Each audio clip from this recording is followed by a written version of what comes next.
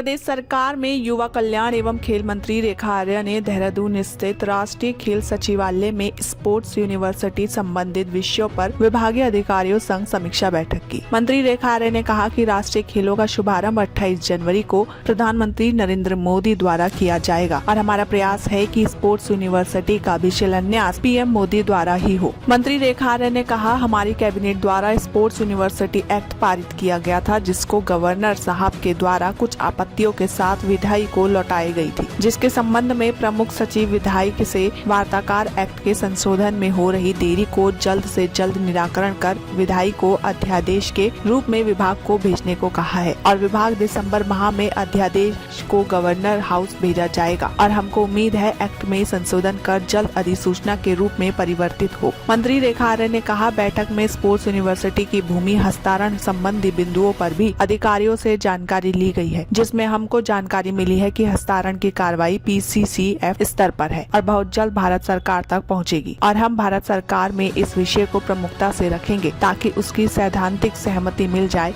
और उसका भी शिलान्यास प्रधानमंत्री नरेंद्र मोदी के हाथों से ही करवाया जाए। देखिए 28 जनवरी 2025 से राष्ट्रीय खेलों का शुभारंभ होने जा रहा है।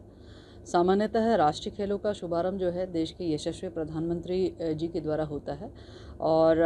उत्तराखंड से जिस प्रकार से प्रधानमंत्री मोदी जी का स्नेह, प्रेम और आशीर्वाद मिलता रहा है, तो यही अपेक्षा है कि माननीय प्रधानमंत्री जी के कर कमलों से इसका शुभारंभ होगा और निश्चित रूप से उनके कर कमलों से एक ऐतिहासिक कार्य जो उत्तराखंड सरकार ने किया है, जो धामी जी ने किया है, हमारे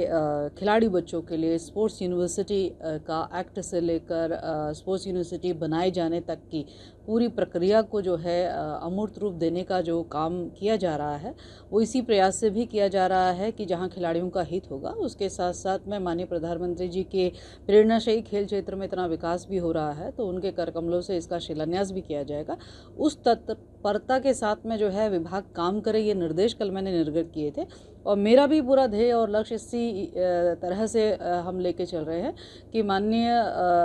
गवर्नर साहब के यहाँ से एक्ट के कुछ विषयों को लेकर